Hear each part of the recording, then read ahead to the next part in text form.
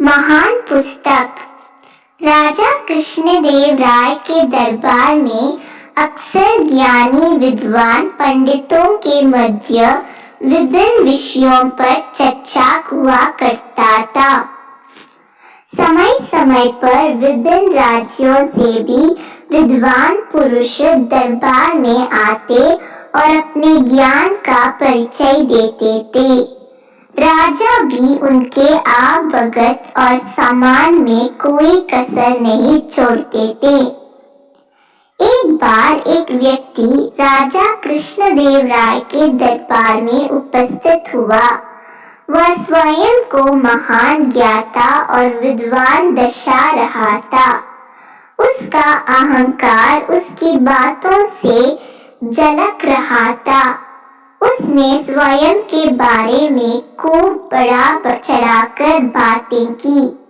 उसके बाद दरबार में बैठे ज्ञानियों को वाद विवाद के लिए चुनौती दे दी। उसकी बड़ी चढ़ी बातों से सभी दरबारी सहम गए थे। अपमान के डर से किसी भी दरबारी ने उसके साथ वाद विवाद की चुनौती स्वीकार नहीं की। ऐसे में राजा ने तेनालीराम की ओर देखा तो तेनालीराम अपने स्थान से उठा खड़ा हुआ। वह विद्वान को प्रणाम करते हुए बोला, महाशय, मैं आपके साथ वाद विवाद के लिए तैयार हूँ। कल ठीक इसी समय मैं आपसे राज दरबार में भेंट करता हूँ। अगले दिन पूरा राज दरबार भरा हुआ था। विद्वान पुरुष अपने स्थान पर पहले ही पहुंच चुका था। बस सबको तेनालीराम की प्रतीक्षा थी। कुछ ही देर में सबकी प्रतीक्षा समाप्त हुई और तेनालीराम दरबार में उपस्थित हुआ। तेनालीराम राजा को प्रणाम कर वाद विवाद हेतु नियत स्थान पर विद्वान के समक्ष बैठ गया। अपने साथ मलमल के कपड़े से बंधा हुआ एक बहुत बड़ा कटर लेकर आया, जो देखने में भारी ग्रंथों और पुस्तकों का गट्टर लग रहा था। विद्वान पुरुष ने जब इतना बड़ा गट्टर देखा तो सहम गया। इधर राजा कृष्णदेव राय तेनालीराम के हाव भाव देखकर आश्वस्त थे कि अवश्य ही तेनालीराम किसी योजना के साथ उपस्थित हुआ है। उन्होंने वाद विवाद प्रारंभ करने का आदेश दिया। आदेश पाते ही तेनालीराम विद्वान से बोला, महाशय, आपके ज्ञान और विद्वता के बारे में मैंने बहुत कुछ सुना है, इसलिए मैं ये महान पुस्तक लेकर आया हूँ। आइए इस पुस्तक में लिखित विषयों पर वाद विवाद करें। पुस्तक देख पहले से ही सहम में विद्वान पुरुष ने पूछा, क्या मैं इस महान पुस्तक का नाम जान सकता हूँ? अवश्य, इस पुस्तक का नाम है तिष्ठा महिषा बंधन। तेनालीराम ने बोला। पुस्तक का नाम सुनकर विद्वान पुरुष घबरा गया।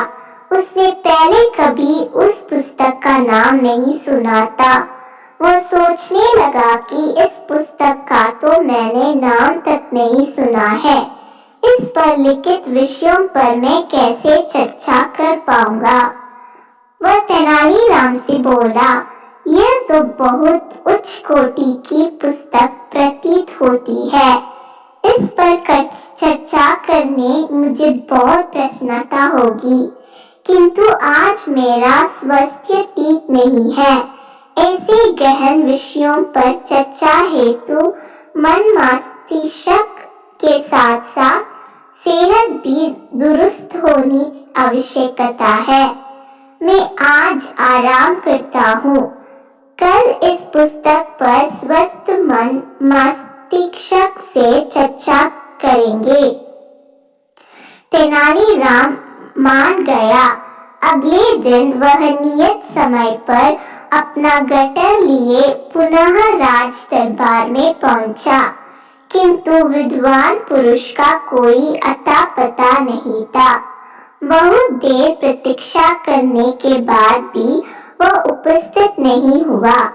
वाद विवाद में हार जाने के डर से वह नगर से भाग चुका था।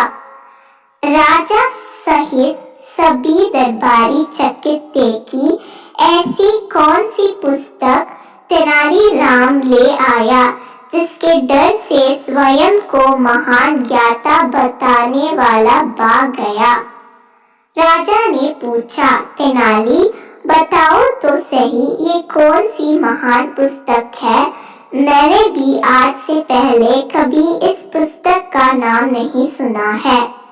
तेनालीराम मुस्कुराते हुए बोला, महाराज ये कोई महान पुस्तक नहीं है, मैंने ही इसका नाम तीक्ष्णमाहिषाबंधन रख दिया है।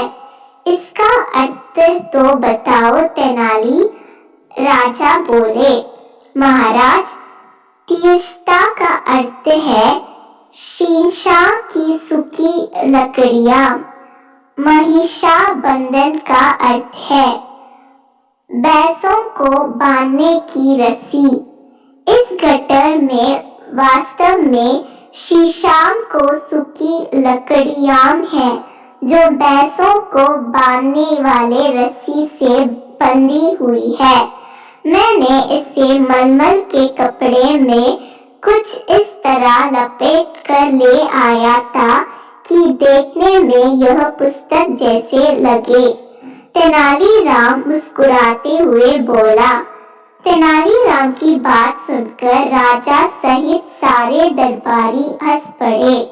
इस प्रकार तेनालीराम ने अपनी बुद्धिमत्ता से एक अहंकारी विद्वान के समक्ष अपने नगर का सम्मान बचा लिया। राजा ने प्रसन्न होकर तेनालीराम को ढेरों उपहार दिए।